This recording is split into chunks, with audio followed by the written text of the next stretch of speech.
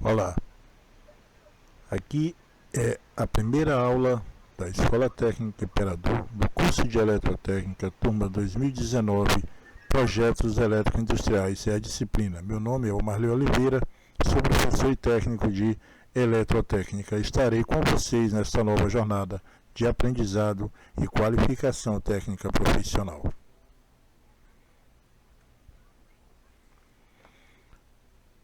Projetos elétricos industriais. O primeiro ponto a se conhecer são os elementos de um projeto. Na introdução, nós vamos entender que a elaboração do projeto elétrico de uma instalação industrial deve ser precedida do conhecimento dos dados relativos às condições de suprimento e das características funcionais da indústria em geral. Normalmente, o projetista recebe do interessado um conjunto de plantas da indústria contendo, no mínimo, os seguintes detalhes. Primeiro, planta da situação. Essa tem por finalidade de situar a obra no contexto urbano, ou seja, implantar em local adequado e melhor encaixe o sistema industrial ao qual será montado o projeto. O segundo passo é planta baixa de arquitetura do prédio, que contém toda a área de construção, indicando com detalhes divisionais os ambientes de produção industrial, como escritórios, dependências em geral e outros que compõem o conjunto arquitetônico. O terceiro é planta baixa com disposição física das máquinas. Contém a projeção aproximada de todas as máquinas ou equipamentos devidamente posicionadas, com a indicação dos motores alimentar e dos painéis de controles respectivos. O quarto passo é a planta de detalhes, que deve conter todas as particularidades do projeto de arquitetura que venham a contribuir na definição do projeto elétrico, tais como vista de corte do galpão, detalhes de montagem de certas máquinas de grandes dimensões e detalhes sobre a existência de pontes rolantes no recinto de produção. Detalhes de colunas e vigas de concreto, outras particularidades de construção, para que essas não possam estar intervindo na passagem de cabos, leitos, canaletas ou até mesmo divisórias para a montagem de painéis. O conhecimento desses e outros detalhes possibilita ao projetista elaborar corretamente um excelente projeto executivo. É importante, durante a fase de projeto, conhecer os planos expansionistas dos dirigentes da empresa e, se é possível, obter os detalhes de aumento efetivo da carga a ser adicionada, bem como o local de sua instalação. Qualquer projeto elétrico de instalação industrial deve considerar os seguintes aspectos. Aspecto A, a flexibilidade. Nós temos que entender por flexibilidade a capacidade de emitir mudanças na localização das máquinas e equipamentos sem comprometer seriamente as instalações existentes. Passo B, acessibilidade. Exprime a facilidade de acesso a todas as máquinas e equipamentos de manobra, seja para manutenção, instalação, operação ou até mesmo limpeza desses equipamentos. Confiabilidade. Representar o desempenho do sistema quanto às interrupções temporárias e permanentes, bem como assegurar a proteção e a integridade física daqueles que a operam. No segundo tópico, nós estudaremos normas recomendadas. Todo e qualquer projeto deve ser elaborado com base em documentos normativos que no Brasil são de responsabilidade da ABNT, ou Associação Brasileira de Normas Técnicas. Cabem também seguir as normas particulares da concessionária de serviço público ou particular, que faz o suprimento de energia elétrica da área onde se acha localizada a indústria.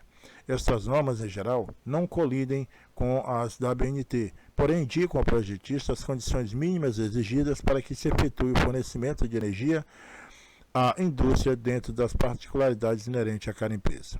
Então, se segue essa norma, se acata essa norma, para que não se tenha nenhum conflito com as normas de regimento interno do país, que condicionam no mínimo as exigências, tanto de concessionária de fornecimento de energia, tanto essas públicas como privada, para que não se tenha na empresa nenhuma demanda de sobrecarga, para que não se tenha na empresa multas ocasionadas por erro de instalação ou por erro de projeto, para que não se agravem em despesas e custos as montagens desses sistemas. Existem também normas estrangeiras de grande valia para consultas, como por exemplo a norte-americana NEC, National Electrical Code, ou Código Elétrico Nacional Americano. A adoção das normas, além de serem uma exigência técnica profissional, conduz os resultados altamente positivos no desempenho imperativo das instalações, garantindo-lhes a segurança e a durabilidade. Os dados para a elaboração de projeto. O projetista, além das plantas anteriormente mencionadas, deve conhecer os seguintes dados: Condições de fornecimento de energia. Cabe à concessionária local prestar ao interessado as informações que lhes são peculiares, ou seja, o projetista deve buscar no sistema da concessionária elétrica, aquela que fornece energia elétrica na região, no nosso caso aqui no Pará, na região norte, a CELPA Equatorial agora, e ela tem que disponibilizar para esses projetistas os seus manuais técnicos, os seus manuais normativos.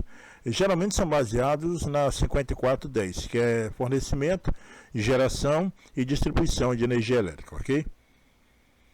Garantia de suprimento de carga dentro das condições satisfatórias, ou seja, que atenda a empresa, variação de tensão de suprimento, tá? A tensão de fornecimento, tipo do sistema de suprimento, se é radial ou radial com recurso, capacidade de curto-circuito atual e futuro do sistema, impedância reduzida no ponto de suprimento. Nós vamos estar estudando todos esses pontos aí, essas referências, mais para frente durante esse curso, ok?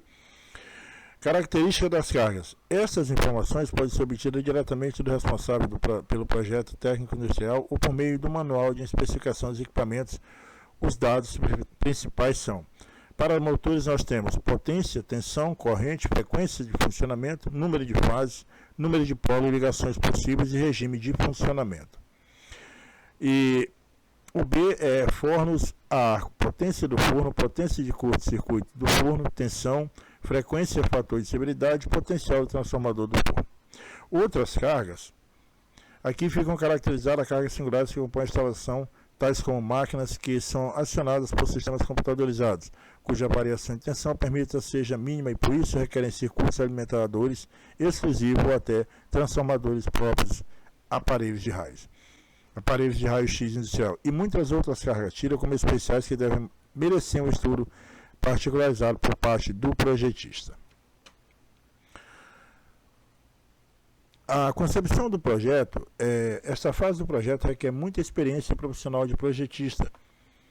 Com base nas suas decisões, o projeto tomará forma e o corpo que conduzirão ao dimensionamento dos materiais e equipamentos, a filosofia de proteção e coordenação. De uma forma geral, a título de orientação, pode-se seguir os passos apontados como metodologia racional para a concepção e projeto elétrico. Esses passos são: divisão da carga em blocos, com base na planta baixa, com a disposição das máquinas, deve-se dividir a carga em blocos e cada bloco de carga deve corresponder a um quadro de distribuição terminal com alimentação e proteção individualizada. A escolha dos blocos, a princípio, é feita considerando os setores individuais de produção, bem como a grandeza de cada carga, que são constituídos para avaliação da queda de tensão. Como setores individuais de produção, cita-se exemplo de uma indústria de fiação, em que se pode dividir a carga em blocos correspondentes aos setores de batedores. De filatórios, que diz respeito à fiação, aparelhos para fiação. De cardas, ao ato ou efeito de carda. Cardação, cardagem, cardura, pentear os fios. Quando um determinado setor ocupa uma área de grandes dimensões, pode ser dividido em dois blocos de carga, dependendo da queda de tensão a que esses ficarem submetidos, afastados dentro do comando, caso somente um deles fosse adotado para suprimento de todo o setor. Também quando um determinado setor de produção está instalado em um recinto fisicamente isolado de outros setores, deve tomá-lo como bloco de carga individualizado. Cabe aqui considerar que se podem agrupar vários setores de produção num só bloco de carga, desde que a queda de tensão nos terminais das mesas seja permissível. Isso se dá muitas vezes quando dá existência de máquinas de pequena potência. O segundo ponto de observação é a localização do solo de distribuição terminal. O solo de distribuição terminal deve ser localizado em pontos que satisfaçam em geral as seguintes condições: no centro de carga. E isso nem sempre é possível, pois os centros de carga muitas vezes se acham num ponto físico inconveniente do bloco de carga, próximo à linha geral dos dutos de alimentação. Afastado da passagem sistemática de funcionários, em ambientes bem iluminados para facilitar acesso e bem como manutenção, em locais de fácil acesso para que se tenha esse acesso de facilidade para sinistro ou eventualidades de falhas ou até mesmo de manobras que precisa ser feita com urgência. Em locais não sujeitos a gases corrosivos, inundações e trepidações, as vibrações podem estar por fim fogando alguns bornes, alguns terminais e causando curto-circuito até queda de tensão, bem como acionamento indevido de sistemas de proteção. Locais de temperatura adequada. Os quais distribuições terminal são designados neste material didático com Centro de Controle de Motores, o que nós conhecemos como CCM, quando nestes for instalado componente de comando de motores. São denominados quais distribuição de luz ou QDLs quando contém componente de comando de iluminação. Então, este, além de operar equipamentos, também operam a iluminação da área industrial. Localização do quadro de distribuição geral. Este deve ser localizado de preferência nas subestações ou em área contígua a esta. De uma maneira geral, deve ficar próximo das unidades de transformação a que está ligado. É também denominado neste trabalho didático quadro geral de força, ou QGF, quadro de distribuição geral que contém os componentes projetados para seccionamento, proteção, medição de circuito de distribuição ou, em alguns casos, de circuitos terminais. Quanto à localização da subestação, é comum ao projetista receber as plantas já com a indicação do local da subestação. Nesse caso, a escolha é feita em função do arranjo arquitetônico da construção. E muitas vezes a exiguidade da área pode ser também uma decisão visando a segurança da indústria, principalmente quando o seu produto é de alto risco. Porém, nem sempre o local escolhido é mais tecnicamente adequado, ficando a subestação central às vezes muito afastada do centro de carga, acarretando alimentadores longos e de seção elevada. Nestes casos, são mais frequentes quando a indústria é constituída de um único prédio e é prevista uma subestação abrigada em alvenaria. Hoje quase não se vê subestação abrigada em alvenaria devido às subestações móveis, né, que são projetadas pela VEG, pela Siemens, ABB, pela Roca. Então, assim, hoje praticamente é inviável se construir uma subestação abrigada em alvenaria, já que nós temos módulos de subestações móveis, né, que são fabricados e entregues em determinados pontos, dependendo também da demanda dessa subestação, ok? Quando passa de 230, 69, já é uma subestação de grande porte, então não requer tanto que se faça uma subestação abrigada, e hoje isso é mais barato comprar as subestações modulares, ok? Vamos ver as definições de sistema agora, que nós temos no primeiro tópico o sistema primário de suprimento. A alimentação de uma indústria é, na grande maioria dos casos, de responsabilidade da concessionária de energia elétrica. Por esse sistema de alimentação quase sempre fica limitado à disponibilidade das linhas de suprimento existentes na área do projeto. Quando a indústria é de certo porte e a linha de produção exige elevar a continuidade de serviço, faz-se necessário realizar investimentos adicionais, buscando recursos alternativos de suprimento, tais como construção de novo alimentador ou aquisição de geradores de emergência, esses que se tornam bem mais caros.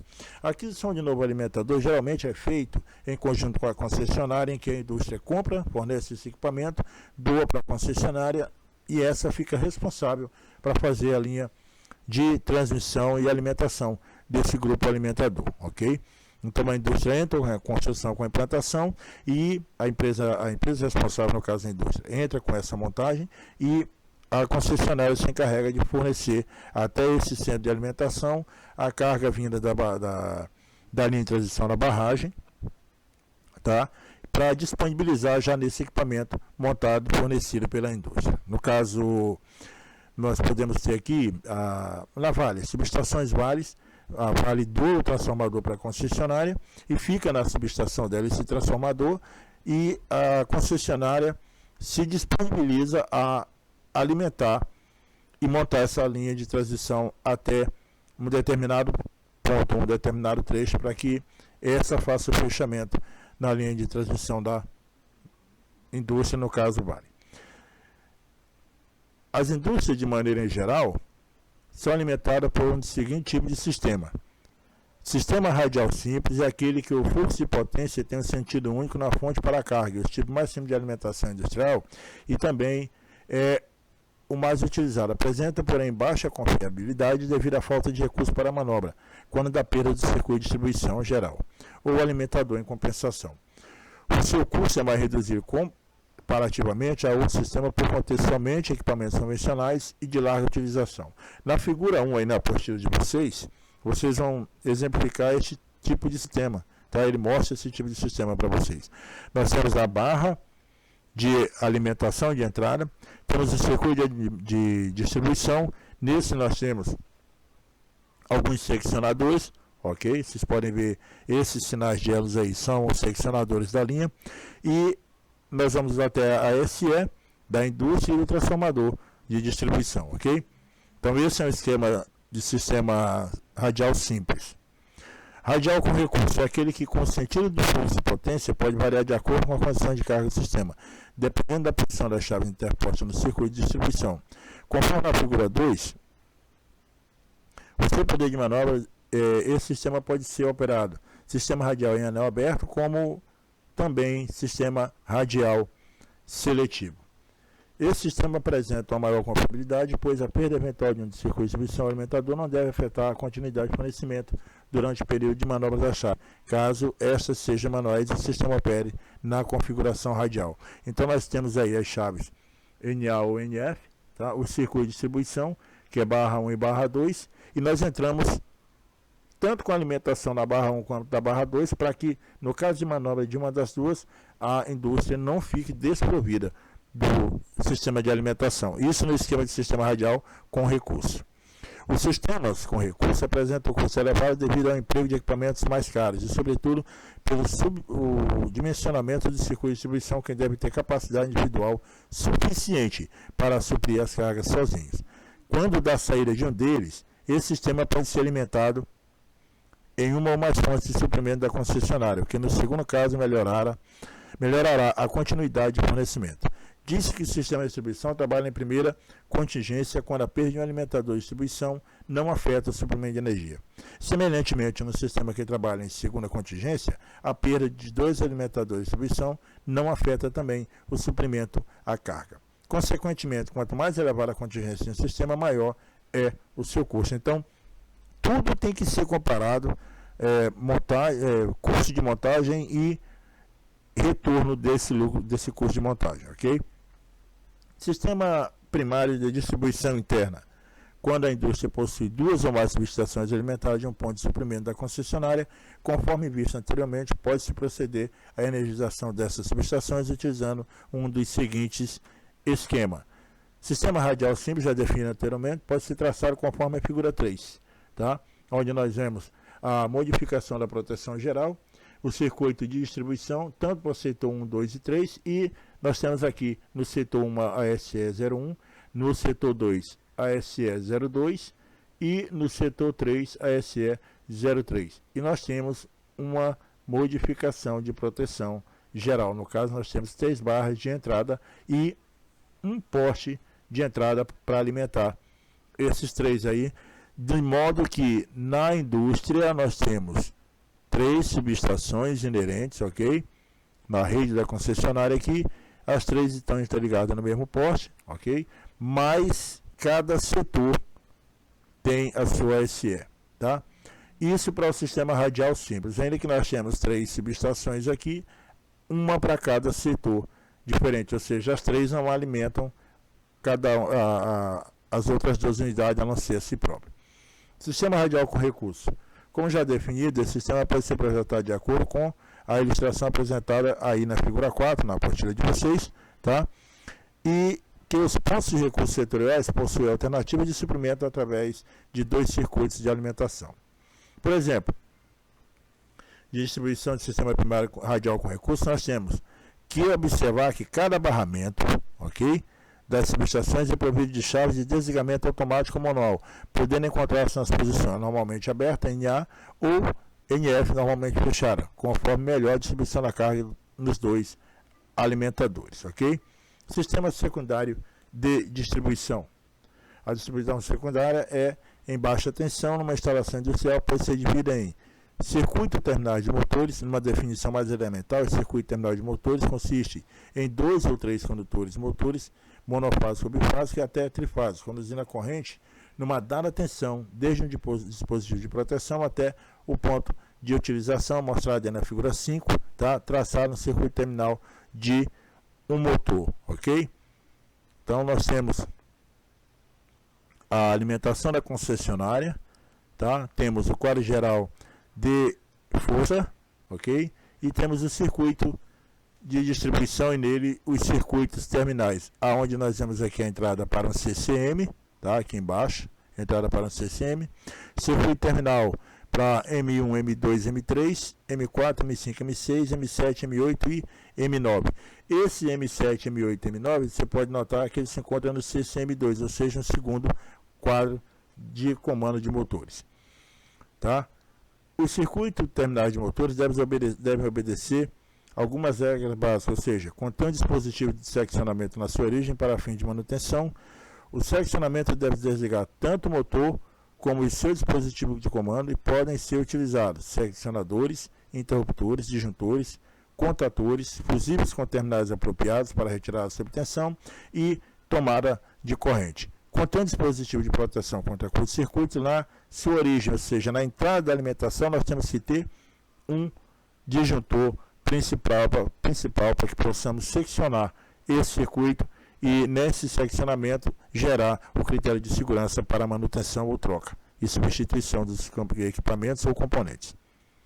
Contém um dispositivo de comando capaz de impedir uma partida automática de motor devido à queda ou falta de tensão, o que nós chamaríamos de chave ou botoeira de emergência, ok?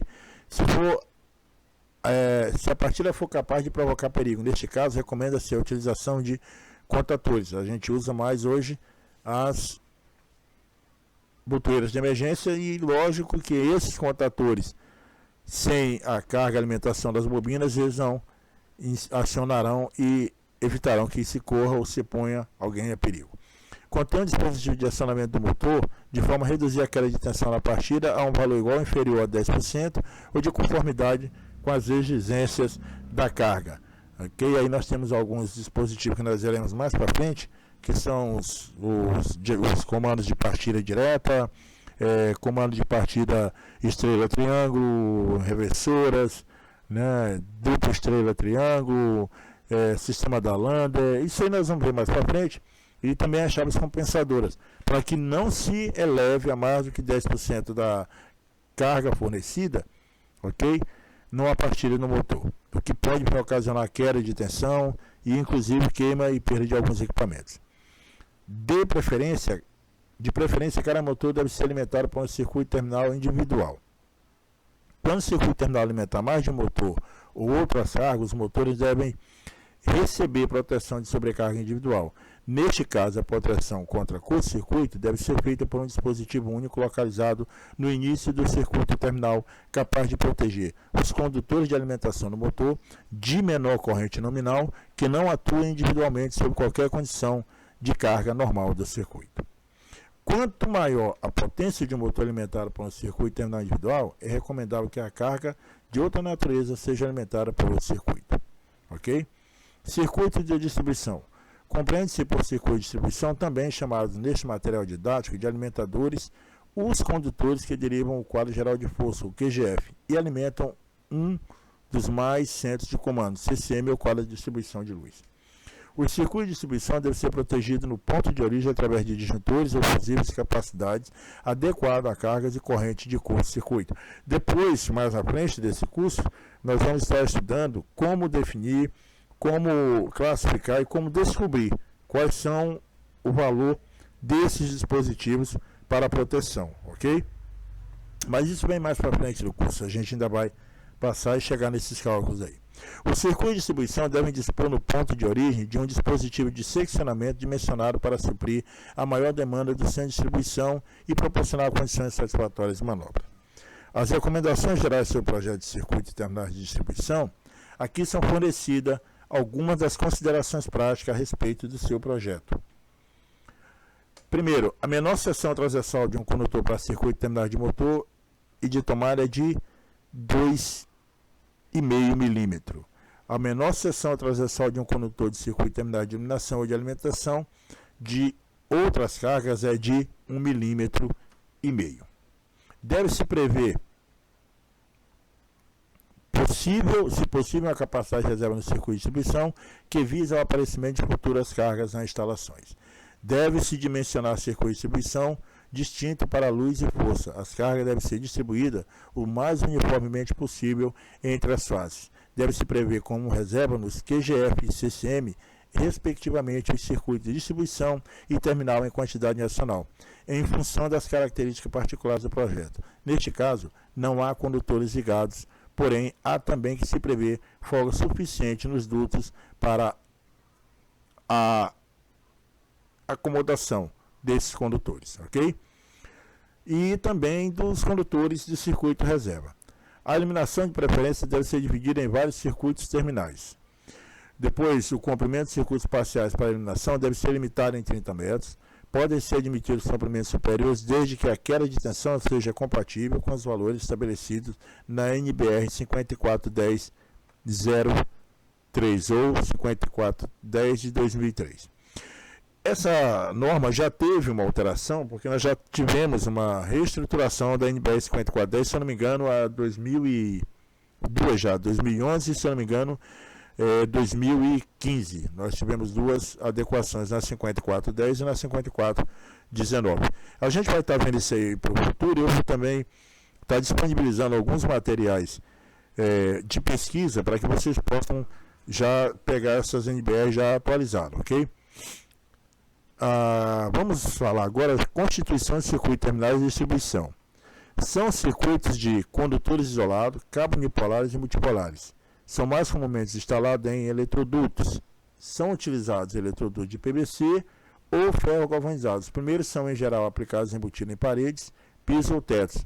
Ou os segundos são geralmente utilizados em instalações aparentes ou embutidas quando se necessita de uma proteção mecânica adequada para o circuito. A utilização de eletrodutos deve seguir os seguintes critérios. Dentro de eletrodutos só devem ser instalados cabos isolados e unipolares, não sendo permitida a utilização de condutores nus, condutores à prova de tempos e cordões flexíveis. O diâmetro externo do eletroduto deve ser igual ou superior a 16 milímetros. Atentem bem que isso é uma normativa, tá? Não é permitido condutores nus ou condutores à prova de tempo e cordões flexíveis. Quando se fala condutores à prova de tempo, tá, meus caros, a gente fala daqueles cabos PPs. Há alguns que insistem em embutir em eletrodutos, cabo PP. Este cabo ele já vem com a proteção para ser instalado aparente ou dentro de eletroduto flexível, tá?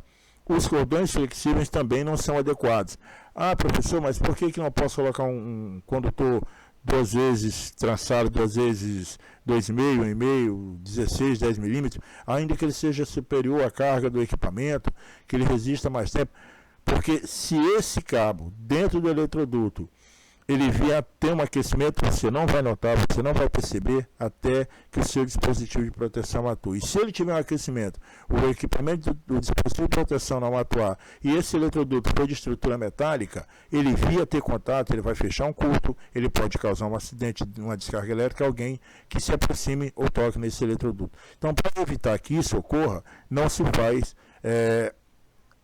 a colocação desse tipo de condutores dentro do eletroduto, ok? O diâmetro externo do eletroduto deve ser igual ou superior a 16 milímetros. Em instalações internas, onde não haja trânsito de veículo pesado, os eletrodutos de PVC devem ser enterrados a uma profundidade não inferior a 0,25 milímetros em instalações externas sujeitas a tráfego de veículos leves. Os eletrodutos de PVC devem ser enterrados a uma profundidade não inferior a 0,40 centímetros. Tá? Para profundidades inferiores, é necessário envelopar o eletroduto em concreto. Instalações externas sujeitas a trânsito de veículos pesados ou eletrodutos de PVC devem se enterrar a uma profundidade não inferior a 60 centímetros e costuma-se, neste caso, utilizar eletroduto de ferro galvanizado. Os eletrodutos aparentes devem ser firmemente fixados a uma distância máxima de acordo com as tabelas 1 e 2. Na tabela 1, a distância máxima entre elementos de fixação de eletrodutos rígidos metálicos aparentes, o tamanho do eletroduto em polegada, nós temos 6 e 3/4. A distância máxima entre elementos de fixação é 3 metros entre um elemento e outro. Como eu falei anteriormente para vocês, já houve uma alteração nessa NBR 5410 de 2003, ela já foi reformulada.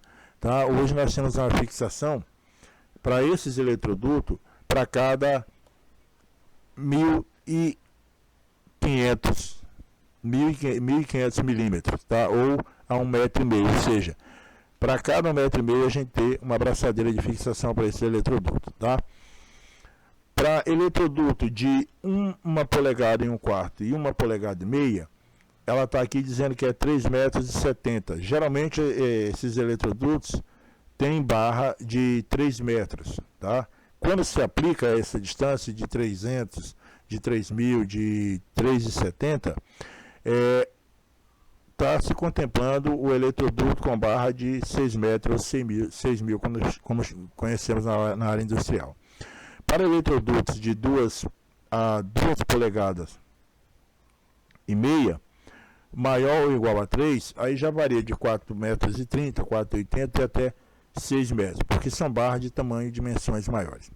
Na segunda tabela, nós temos a distância máxima entre elementos de fixação de eletroduto rígido e isolante. Quando se fala eletroduto rígido e isolante, é o eletroduto de PVC.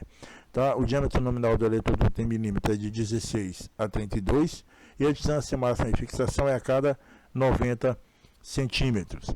Para eletroduto de 40 a 60 milímetros, a distância de fixação é de 1,50 m. E eletroduto de 75 a 85 milímetros, a fixação é distância de 1,80 m. Hoje nós já temos padronizado essa fixação de a cada 1,5 m, ok? Para canaletas, são de larga utilização em indústria, com grande número de máquinas dispostas regularmente em conjunto, ponto de alimentação seja relativamente próximo ao piso. Não é conveniente a utilização de canaletas em locais que haja possibilidade de presença de água ou de outros líquidos no piso, como no caso de curtumes, setor de lavagem e engarrafamento de indústria de cerveja e congêneres. Somente os cabos unipolares e multipolares podem ser instalados diretamente na canaleta. A utilização de cabos isolados deve ser feita dentro de eletrodutos e não se admite a instalação de condutores nu. Deve-se tomar medidas preventivas a fim de impedir a penetração de corpos estranhos e líquidos que possam, respectivamente, dificultar a dissipação de calor dos cabos e danificar a isolação dos mesmos. Os cabos devem de preferência, ser dispostos em uma única camada, podendo-se, no entanto, utilizar prateleiras instaladas em diferentes níveis. Os cabos devem de preferência, ser dispostos instalados em diferentes níveis. A figura 6 mostra a seção transversal de uma canaleta, cujo dimensionamento será visto em uma outra ocasião. Aí nós temos o piso acabado, o tampo da canaleta e a altura dela de 50 centímetros e a sua largura de 50 centímetros. Tá? Essa é uma canaleta construída em alvenaria. Bandejas e prateleiras ou leitos para cabos.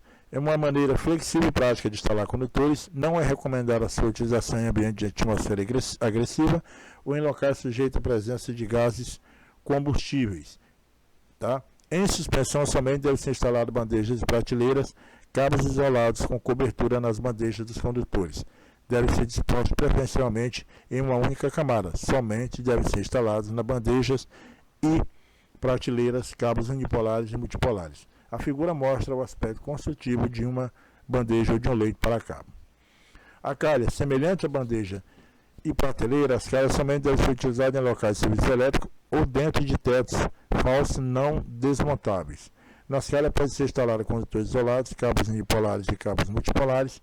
No caso de condutores isolados, somente devem ser instalados em calhas de parede maciça, cujas tampas só devem ser removidas com ferramentas, e é permitida a instalação de condutores isolados em calhas com paredes perfuradas, ou seja, a calha ventilada. As tampas desmontáveis sem auxílio de ferramenta, em ambientes nos quais somente devem ter acesso pessoas advertidas ou qualificadas. Não se admite a instalação de condutores nu. Então a figura 8 mostra uma calha na parede maciça e uma outra na parede furada. Escada para cabo. É um sistema de instalação de condutores que requer os mesmos princípios de utilização dispensado às calhas e mostra um sistema de... A figura 9 mostra um sistema de escada para cabos. Ok? Dutos de barra são fabricados em cobre ou alumínio, sendo as barras suportadas por isoladores apropriados contidos em invólucro geralmente metálico ou de material isolante rígido. Os dutos de barra, muitas vezes chamados de buffet, são fabricadas em tamanhos padronizados e possuem vários acessórios complementares, tais como curvas, ângulos e emendas, todos também modulares. São muitas as variedades de construção, sendo que os condutores devem ser constituídos de barras retangulares, cilíndricas, ocas ou maciças. Também os condutores devem ser recobertos de uma fina camada de prata em toda a sua extensão, ou somente nos pontos de conexão, para evitar que haja oxidação. Ok? Se você, por um dia, por acaso, um dia pegar um barramento de um painel de média tensão, você verá que nas extremidades onde há furação para a fixação de conexões de cabos ou até de outros barramentos, para extensão de barramento, prolongamento desse mesmo barramento ou do circuito, você vai ver que aquela ponta ela é prateada e que ela não oxida. A barra, um todo, até chegar naquele ponto, ela muda de cor com determinado dia e às vezes até com o contato manual, tá? O toque tático da mão. Então, esse exatamente para que não haja oxidação, para que não haja mau contato, para que não haja isolamento e para que não haja uma sobrecarga e um aquecimento deste material. Os dutos de barra devem ser ventilados ou não, dependendo do local de sua utilização. Somente devem ser empregados em instalações aparentes. O duto de barra tem emprego em geral na ligação entre qual distribuição geral e qual distribuição terminal. Os dutos de barra têm vantagem de apresentar uma baixa impedância e, consequentemente, uma baixa queda de tensão.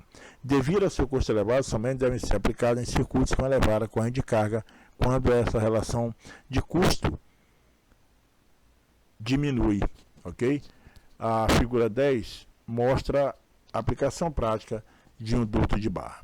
Então, caros alunos, essa é a primeira aula do curso de Eletrotécnica do ano de 2019 da disciplina de projetos eletroindustriais. Tá? Na próxima aula nós daremos continuidade e teremos algumas condições gerais sobre qual a distribuição e mais algumas aplicações do projeto eletroindustrial. Ok? Então, muito obrigado. Nós vamos estar disponibilizando para os senhores, através do grupo, uma atividade, tá, de aprendizado, uma atividade para que seja avaliado o nível de conhecimento qual vocês adquiriram através dessa aula.